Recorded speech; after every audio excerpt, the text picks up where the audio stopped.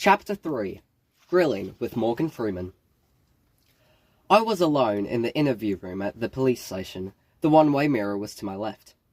In it, I saw myself slumped in the chair, the disorganized black hair, the beard stubble that had crept onto my pale face like mildew on white porcelain. Man, you need to lose some weight. I had been in there for 30 minutes. Or 2 hours, or half a day. If you think time stops in the waiting room at the dentist, you ain't never been alone in an interrogation room at a police station. This is what they do. They throw you in here to stew in silence, all your guilt and doubts burning a hole in your gut so the truth can spill out onto the tile floor. I should have gotten John to a hospital. Hell, I should have called an ambulance as soon as I got off the phone with him this morning. Instead, I messed around for 12 hours, and for all I know, that black stuff from the syringe was eating through his brain that whole time. That ability to see the right choice, but not until several hours have passed since making the wrong one, that's what makes a person a dumbass, folks. Morgan Freeman stepped in and laid a manila folder before me. Thick paper. Photos. A white cop followed him. Something about their manner pissed me off, like they were swooping in on prey. I wasn't that guy here. I wasn't the one selling that black stuff. But now I get to listen to these douchebags tell me everything I should have done instead of what I did? There was no time for that. "I want to thank you for coming down, Mr. Wong," he said. "I bet it's been quite a night for you. Been a long night for me, too, as a matter of fact." Okay. You know what helps? A warm glass of go screw yourself. "Where's John?" "He's fine. He's talking to another officer just a few rooms from here." I actually couldn't name the actor the black guy reminded me of, so I stuck with Morgan Freeman. Though now that I looked at him, he bore almost no resemblance. This man was heavier, with round cheeks, a goatee, and a shaved head. I couldn't remember what he said his name was. His white partner had a crew cut with a mustache. Almost a G. Gordon Liddy, cookie-cutter cop from Central Casting. Couldn't help but think how much cooler he would look if he would just shave his head like his partner. Morgan should say something to him about that. "John is sulking?" I asked. "Really?" "Don't worry, man. Since you're both gonna tell the unvarnished truth, you don't gotta worry about your stories matching, do you? We're all friendly here. I ain't here to make you piss in the cup or to lean on you about all that mess that happened your last year in school with that Hitchcock kid. Hey, I had nothing to do with it. Nah, don't even bother. That's what I'm saying. I'm not here to accuse you of nothing at all. Just tell me what you did last night." I had a knee-jerk impulse to lie, but realized at the last second that I hadn't actually done anything illegal. Not as far as I knew. Sounding guilty anyway, I said, "Went to a party out by the lake. Came home just after midnight. I was asleep by 2. "Sure about that? Are you sure you didn't go to the One Ball Inn down on Grand Avenue for a nightcap?" "What's a nightcap?" "Your buddies were all there." "Well, officer, I really only have the one friend." "No, I had work this morning. As you know, I went straight home." I knew I should be talking about the Jamaican. Only my knee-jerk impulse to never volunteer anything to the cops was holding me back. I was stupid. Robert Morley should be sitting here, not me. He was the one handing out the black voodoo oil that seems to have put a crack in the universe. That's gotta be a felony, right? I thought about that stuff, moving out of the syringe like a worm. I thought of that substance being inside John and shivered. "You feeling okay?" I heard myself say, "Uh-huh." As I said it, a strange, jittery energy rose up inside me, radiating from the chest out. The syringe. In my pocket. Biting my leg. The spot of blood. Moving. Inside John. Inside me. All of a sudden, everything was too bright, like somebody turned up the saturation on all the colours in the room. Everything came into high focus, a high-def signal. I spotted a moth on the opposite wall, and noticed a small tear in one of its wings. I heard a guy talking on his cell, and realized he was on the sidewalk outside the building. What's going on? I looked the detective in the eye. I was startled to find I could see his next question coming before he even spoke it, word for word. Have you heard the name Nathan Curry? Guy your age, parents own a body shop around here?" My heart was hammering. I muttered, "No." How about Shelby Winder? Heavy girl, senior at Easton High. Ring a bell? "No, sorry." Clarity lit up my mind like a sunrise. Everything was obvious now. All the walls of the maze turned to glass. I immediately knew 2 things. This list of people had been at the party last night, and they were all now dead or heading there. Now, how do I know that? How do I know of any of this? Magic? You know damn well why. That black stuff John took made blood contact with you. Now you're getting high, partner. He asked, "What about Jennifer Lopez?" "Oh yeah, I know her. Not the actress now, but I know. I saw her last night. She okay?" "Arkan Gibbs?" "No. Wait, yeah. Big guy, right? Black?" "I don't know him, but he was the only black guy in my high school." I trailed off, studied the detective's face. No, this was not another day at the office for this guy. He's seen things, the kind of things that sit in the brain, like a tumor, poisoning everything around it. I saw all through him, just like that. He's got 2 kids, 2 beautiful daughters. He's suddenly very, very worried about the world they'll grow up in. He's Catholic, wears a gold cross around his neck. But today he's taken it off, put it in his pocket. He keeps sticking his hand down there and rubbing it between his fingers. He thinks the end of the world is coming. It's not that I could read the cop's mind. I couldn't. I just read his face. We all can tell by the look in somebody's eyes that they don't think our joke is funny, or that they don't like what they're eating or whatever. It was just like that. The information was there, presenting the subtle play of facial muscles from microsecond to microsecond. He read off more names. Justin White, Fred something, and a couple of others. I didn't recognize any of them, and told him so. The last name on the list was Jim Sullivan. So Cucumber was right to worry. I didn't tell Morgan I knew the name. In the years since, I've wondered how many lives could have been saved if I had. "You're not out of school even 3 years, but you went to high school with most of these people, Easton. But you only knew the one girl?" Kinda kept to myself. Then got shipped off to the other school. Look, I'm not saying anything else until you tell me whether Jennifer is alive or dead. If that ain't confidential information, I deserve to know. Don't bother, he doesn't know. We don't know. You see, that's the problem. That's why I got 6 hours of overtime already today. At least 9 people were at the one ball at closing time 12 hours ago. 4 of them are missing. Your friend is here. He paused, probably for effect. The rest are dead. It's funny. Up until that point, despite all the evidence that had been provided to the contrary, it had never hit home how much trouble I was really in. I thought about John, again wondering if I had killed him by not rushing him to the ER. I turned and looked at myself in the one-way mirror. The image was distorted, the other cop out of range at the back of the room. What was left was just me and Morgan, the clean-cut protector of the people, standing tall over the slumped, unshaven kid in a battered video store t-shirt that looked suspiciously like it had been wadded up on a car floorboard for 2 days. Good guy and bad guy. Trash man and trash. "What about Justin Feingold and the guys John was with?" I asked. "Kelly and..." "They're fine. I already talked to them, the whole band. They went home before the party moved on. Which brings us to my next question. Your friend is the only known survivor of the One Ball Inn, and, now don't take offense at this, but he ain't looking too healthy right about now. Did he say anything this morning at work? Maybe while you guys were putting away last night's porno returns?" White cop across the room stepped forward, put his hands on his hips, waiting for an answer. Morgan left his gaze on me, calmly waited for me to fill the tense silence. Old interrogation trick. "John called me last night, talking crazy, clearly out of it. Paranoia, hallucinations, the whole bit. So I've been around 5 a.m. I came over. He was acting, well, crazy.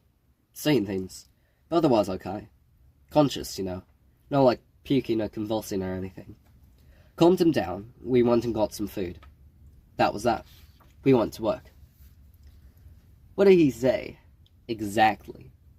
Monsters in his apartment, said he couldn't remember how he got where he was, so on." "Did he say what he was on?" "No." "You know we can find out anyway, right? We're not interested in booking a bunch of your raver friends for popping pills. To somebody like me, the dead bodies are what matters. And if somebody's selling poison right now, as we talk, no, I'll tell you if I knew. You're a cop, you know I'm telling you the truth. So what, that's how everybody died? Overdose? This Jennifer Lopez, she was your girlfriend?" "No." I thought about repeating my question, then stopped. Instead, I replayed his question in my mind, focused on it, studied every contour of each word, almost terrified to find I could glean libraries of information from between each syllable. In an instant, I learned volumes by what he didn't say, by the way he breathed, the minute twitch at the corner of his mouth, the slight widening of his left eyelid on the third and fifth word. This detective last ate 7 hours and 15 minutes ago, 2 Egg McMuffins and 4 cups of coffee. You can smell it in the oil seeping through his skin. Check out his posture, he hasn't slept in 20 hours. He forces a smoothness into his voice, wants to come across cultured, but shrewd. He tells people his hero is Shaft, but it's really Sean Connery's James Bond. In his daydreams, he sees himself hanging off a helicopter in a tuxedo.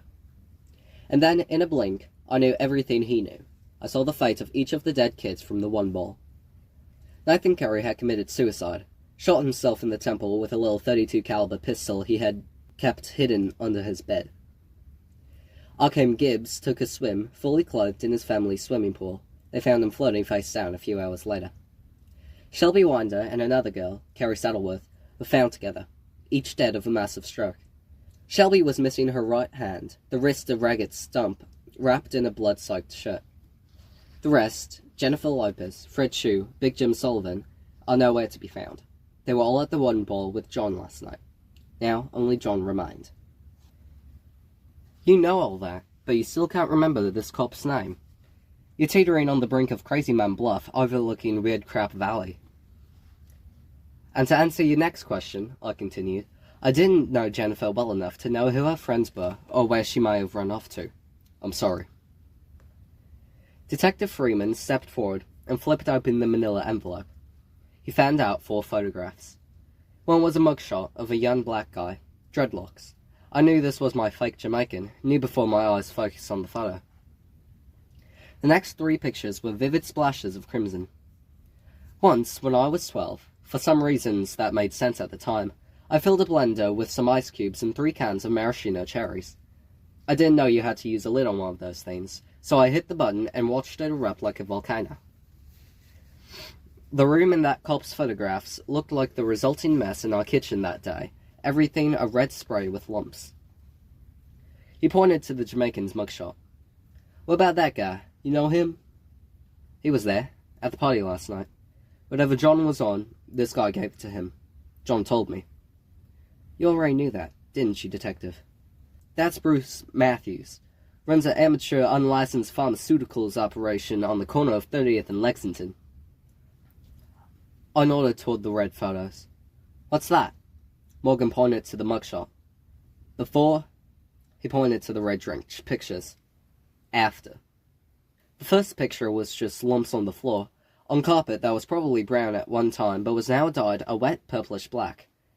It looked like somebody had tossed down a bucket of raw steaks and chicken bones. The next picture was a close-up of one wall, deep red splatters over half the surface area, occasional bits of meat stuck here and there. The third picture was a close-up of a severed brown hand in a pool of red, fingers curled loosely, a bandage around the palm. I turned my eyes away, suddenly sweating heavily. There was that tableau in the mirror again, just me and Morgan, face to face. Did he think I had anything to do with this? Was I a suspect? In my panic, I couldn't read him. He let the silence congeal in the air, staring down on me. He broke me, and I broke the silence. Who could even do that to a person? A bomb? Some kind of... Nothing you know how to do, I'm sure of that. Maybe something not within our bounds of familiarity. That fear again, on Morgan's face. I understood it now. But there's more. Much more. He's buried it so deep, even you can't read it. The door opened, and the detective's words trailed off. A fat Hispanic cop ducked in and whispered in his ear. Morgan's eyebrows shot up, and the 2 of them left the room. I heard a commotion outside, hurried shouts and feet shuffling on floor tile. After about 10 minutes, Morgan stormed into the room, eyes wide. No, don't say it. Your friend is dead. Click. A tape recorder, clicking off at the end of a cassette. Arnie had apparently set the thing on the table before me at some point. I hadn't noticed. He grumbled an apology, fished out a new tape, and went about changing it. I glanced over at his discarded notebook, saw he had abandoned his note-taking just after the word Holocaust. I pushed away the plate of chicken, rice, and snow peas that was the Flaming Strip reunion. I had been picking through it for the last half hour, leaving the chicken. That bird, I knew, had lived a very sad life, and I couldn't bring myself to eat it. Also, it had spent its days covered head to toe in bits of other birds' crap. When you got your cell phone, Bill, did it list the call you got at Denny's? What? I'm sorry. The call you got from your friend at Denny's, when your friend was sitting there next to you without a phone. Was that call on your cell phone, Bill? I never thought to check. The waitress swept by and claimed my plate, dropped off a fortune cookie and my ticket. She ignored Arnie. I held the cookie in my hand, trying to concentrate and see what the fortune said inside it. I found I couldn't. Arnie scratched his head, knitted a question with his eyebrows. So, the black stuff, the soy sauce, it's a drug, right? Well, I'll get to that, and it makes you smarter. When you take it, it lets you read minds and all that. Well, not really. It heightens your senses, I think. I don't know. When you're on it, it's like overload. Like if you hooked your car radio up to one of those interplanetary SETI antennas. Get stuff from all over the place, can see things you shouldn't be able to see, but I don't think it would help you do your taxes. And you still got some of this stuff? He glanced quickly down at the silver canister. I'm getting to that. You're on it right now. That's how you did the thing with the coins and the dream and all that earlier. Yeah, I took some today. It's fighting though. So the effects don't last that long. The side effects don't last that long.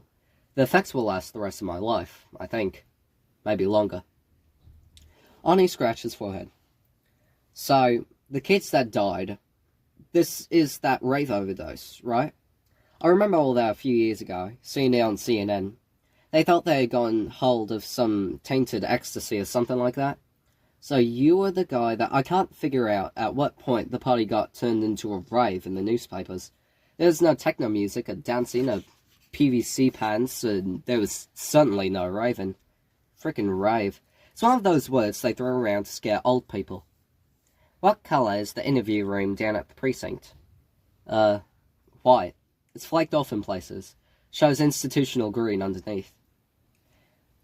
And if I contact Detective Appleton, he'll remember talking to you? Good luck finding him. Arnie made notes. So, I asked, what do you think? I think you probably got a book here, he said. Flesh it out a little. A book? Mere work of fiction? Meaning it's all bullcrap? Arnie shrugged. It's nothing to me. A story is a story. I'm just a feature reporter. So the fact that you think it happened is my story. But like Whitley Strieber writes that book about aliens. Nobody would ever have heard of it, except he sells it as non-fiction, swears to the end that it all really happened. His eyes flicked over to the little metal canister again. I realized my fingers had been fidgeting with it. Well, I'm not into that whole aliens thing. I don't think it's right to label that guy a fraud, Arnie. Exactly. He's got a nice house, though. His own radio show. Played by Christopher Walken in a movie. Wouldn't you like that? You know, I don't remember leaving the house with any change in my pocket. You could have slipped those coins to me. Aren't you feeling it? And that thing with your dream. Come on, Arnie. Gotta love the skeptic, man. I saw a sleight of hand artist in Vegas who, as part of his show, would call somebody out of the audience and steal the glasses off their face. No kidding. He'd sent the poor sap back to his seat, and he'd be squinting around, trying to figure out why he couldn't see all of a sudden. There's no magic, Mr. Wong. Just knowing tricks the other guy doesn't know about. I stood up. Come with me. I want to show you something. In my truck. We made our way out to my rattly old Ford Bronco 2. I bought it after my old Hyundai got totaled a few years ago, in a manner that was undoubtedly unique among all vehicles ever totaled in vehicle history. I approached the rear and dropped the tailgate, revealing a white sheet covering a large box the size of one of those plastic portable dog carriers.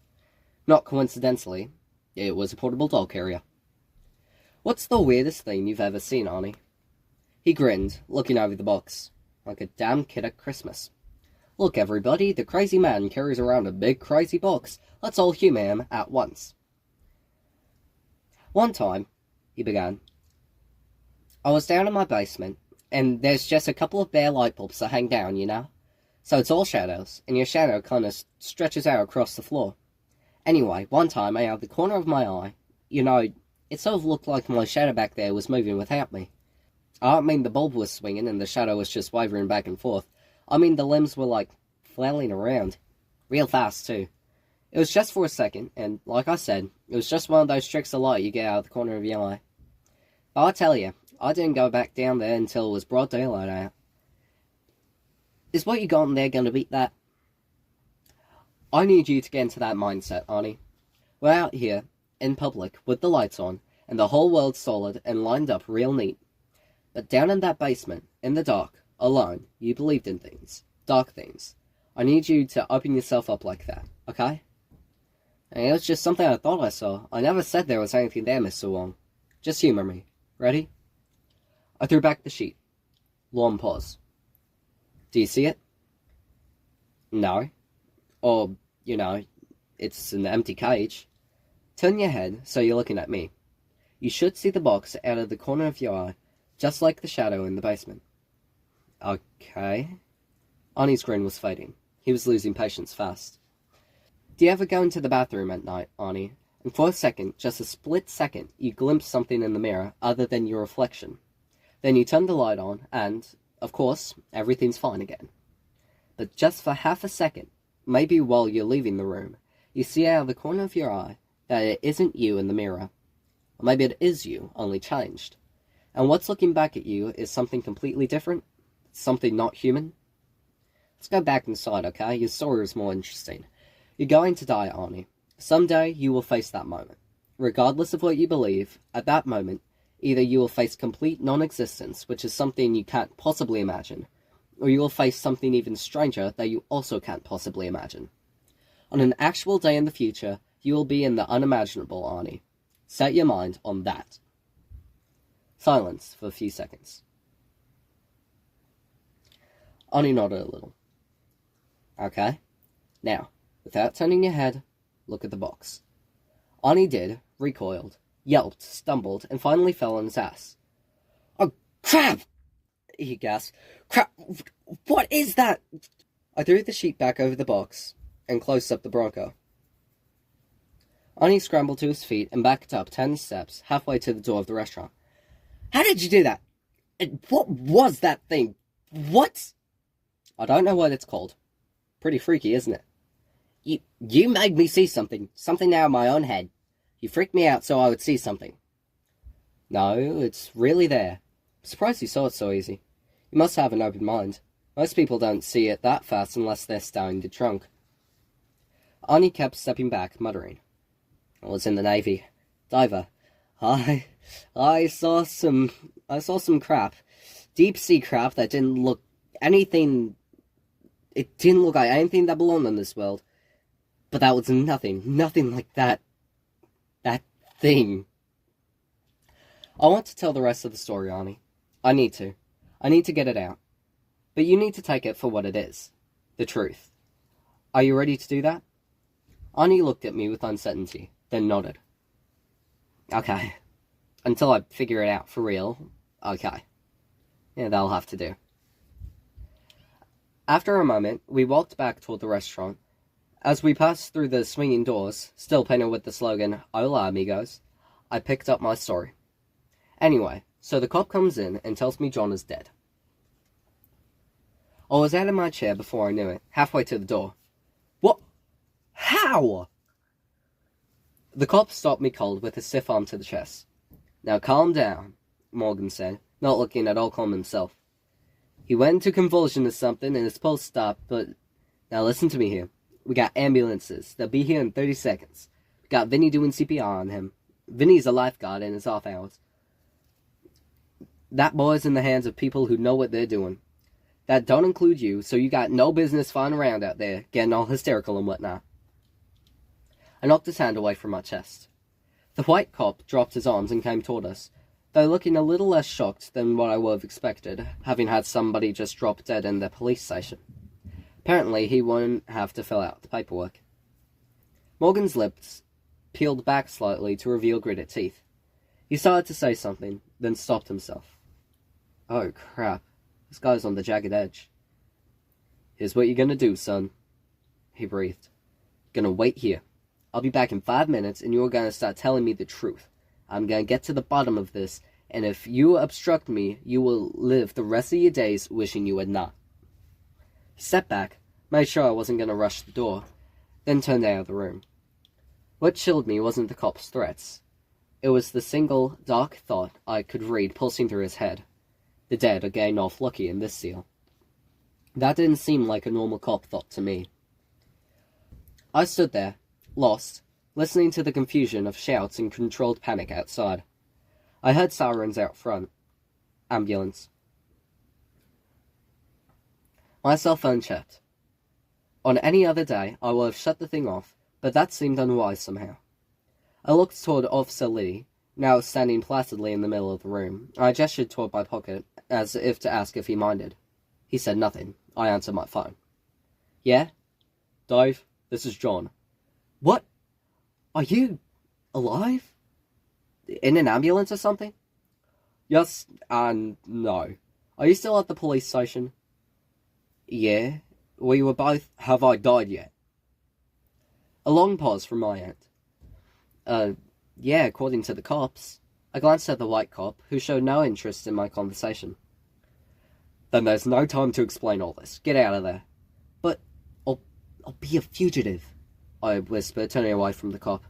They know where I... Listen, get up, walk to the door, leave the room, leave the building, whatever you do. See that big white cop standing in the room with you? Don't look at him in the mirror. Huh? Glanced back over my shoulder at the cop. Something was off. Just go. Now. I tried to get a read on the cop, and realized that's what was off. Even with the soy sauce, I was getting zero information about the G. Gordon Liddy-looking detective. I turned my head a few degrees to the right. Don't look at the mirror, don't look at the mirror. To the reflective surface of the two-way mirror, directly opposite of the cop. It was just you and Morgan in the mirror, Dave, even after the white cop stepped forward. In the mirror, it was just me, standing there, talking to myself, alone. I spun toward the cop. I don't get it. He's not real, Dave. Not in the traditional sense. He's coming toward me. Go, Dave. You're gonna start saying things like this from time to time. It's important that you not freak out. The cop was one step away from me now. His mustache twitched, as if he was starting to grin underneath it. So, he, can't hurt me? Oh, I'm pretty sure he can. A hand clenched around my face. The cop's fingers dug into my cheeks, squeezing, rigid as iron bars. I thought my teeth would crack into pieces. He pushed me back using my face and slammed me against the wall. I clawed at his arm, but it was like trying to tear the limbs off a bronze statue. I smacked him across the nose with my phone. His mustache twitched again, as if this amused him greatly. The mustache kept twitching, and then one end of it began to curl up and peel off, like a man's disguise torn off by a hard wind. Finally, the mustache detached completely, leaving a patch of pink, shredded skin. The thing flapped its halves like bat wings. No, it really did, and flew over and landed on my face. The cop's mustache bit me above my right eyebrow. I slapped at the thing with my left hand, then worked my leg up, and, with all my strength, shoved a knee into the detective's guts just below the ribs. A jolt of pain shot up my thigh, like I had kneed over a pile of cinder blocks. But I felt him give, pushed back by the force. The mustache bat flitted over to my ear and clamped down, feeling like somebody doing 5 piercings at once. I slapped at it again, suddenly realized the cop had reeled back and fallen to a knee on the floor. I should have been free of him, but the hand was still around my face. Oh, look at that. His arm came off. The man had a 6-inch bloody hole on one shoulder now. The detached arm, on its own, whipped around my neck and coiled up like a python. No hint of bone in there now, the arm making 2 loops around until the ragged stump hung under my chin like a meat scarf. I thrashed around, trying to pry the thing off. The arm snake was all muscle, tensed and wiry, slowly squeezing off my windpipe. Coloured spots flashed before my eyes, lack of oxygen shorting out the wiring in my brain. I blinked and saw the floor was closer than before. I was on my knees. The mustache bat flitted around my head, taking stinging little bites on my cheek and forehead. It went after my eye, pulling at the lid, and I couldn't get my hands up to swat it away. Arm's not looking right. The meat scarf squeezed tighter. The whole room got dark. I was on all fours, and I suddenly realized the best idea was just to lay down there on the floor and go to sleep. I detected movement from the corner of my eye. The rest of the cop's body. It was up, walking toward me. Crap. I crawled clumsily toward the door. Gordon reached for me with his remaining arm, and I felt his fingers trying to snatch my shirt. I flung myself toward the door, my face banging off of it. I reached up, clawing around for the handle. I sucked air through a squeezed windpipe. My head felt like it would pop like a balloon. Don't be locked, don't be locked, don't be locked. The handle turned. I banged open the door with my head and spilled out of the room. And it was over. The thick bundle of arm snake had vanished from my neck, as had the flying mustache. I stood up, saw 4 guys hustling down the hall with an empty stretcher. I stuck my finger in my mouth. It came out bloody. I looked my cell phone over, saw it had the cracks and busted mouthpiece from its tour as a nose club seconds ago. I cussed at myself, sure that whatever freak-ass cellular conduit I just had with John was now cut off. People rushed past me, and I wanted to push my way through to see what was up with John, remember John's disembodied instructions. Taking advantage of the chaos, I strolled back through the police station, finally walking right out the front door. I hit the sidewalk, my heart pounding. What now? A fat man in a shiny business suit strode by without a glance my way. Without trying, I realized that he was going to die in just 2 weeks, a heart attack while trying to knock his cat out of a tree with a broomstick. A pretty light model Trans Am gleamed past, and I noticed from the posture of the driver that the car was stolen and that the owner was dead. The car's fan belt was going to break in 26,931 miles. Man, I gotta focus on one thing at a time or my brain's gonna melt and run out of my ears like strawberry jam. Fine. I took a breath. Now what? My car was 2 miles away at Wally's, and I didn't have cash to waste on a taxi, even if one of the town's 3 cabs should happen by at this moment. To my surprise, my cell phone rang. I put the broken thing to my ear, realized I had some props to the engineers at Motorola. Hello? Dave, it's me. John. Where are you right now, Dave? I'm on the sidewalk outside the cop shop, walking. Where are you? Heaven? If you figure it out, let me know. Right now, just keep walking. Go toward the park. Don't freak out. Are you freaking out? I don't know. I can't believe this phone still works. It won't for very much longer. Half a block away, there should be the hot dog guy. Can you see him? I walked a dozen steps, smelled it before I saw it. The cart was plastered with right-wing stickers, and had a yellow and orange umbrella hanging over it. The hot dog guy was painfully thin, looked about 160 years old. As much a landmark as this city has. Okay. Why a bratwurst for him? Questioning this seemed like a waste of words. The man and I exchanged $3.15 and a brat wrapped in a hot dog bun and a sheet of wax paper. For a moment, I hesitated, then drew 2 fat, neat lines of mustard along its length. Seemed like the right thing to do. Cell phone balanced between shoulder and ear, John spoke again, as if underwater, his voice growing fainter by the second. No, put it up to your head. I looked down at the rivulets of oozing grease, congealing with the now dripping mustard, and was thankful that I didn't use ketchup or that brown hot onion sauce. Glancing around, I tried to be as inconspicuous as possible as I laid the sausage against my ear. Abruptly, my cell phone went dead. A drop of grease dribbled into the dead center of my ear, creeping like a worm down onto my neck and below the collar of my shirt. A group of men and women in business suits walked by, swerving to avoid me. Across the street, a homeless-looking guy was staring at me, curious. Yep, this was pretty much rock bottom. As I was about to reach for a napkin, and at least get my money's worth by eating the bratwurst while it was still hot, I heard it. Dave, can you hear me? John's voice, coming clear as day through the tube of seasoned meat. I glanced down at the cell phone and got the point. The display was black, the glass busted out of it. A green circuit board was poking out of the warped seam along one side. Alright. I'm hearing you through some kind of psychic vibration or whatever, and not the phone. I get it. You could have just told me that. I lowered the sausage and replaced it with the cell. Okay, what's next? Nothing. I heard a faint sound coming from the bratwurst, put it back to my head. Dave, are you there? Yeah, I can't get you through the cell now. You have to talk through the bratwurst from now on. What? I sighed and rubbed my eyes, feeling a headache coming on. Okay, what do we do? The only reason you can hear me is because you got some of the soy sauce into your system from the syringe. But it's not very much and it won't last long. What is it, John? The sauce. It was alive. I swear it. Listen, you gotta get over to Robert's place. There aren't any cops there now, but there will be. We have a sort of narrow window here. Take a cab to Wally's and get your car, then go to Shire Village on Lathrop Avenue. It's a trailer park, south of town, past that one candy place.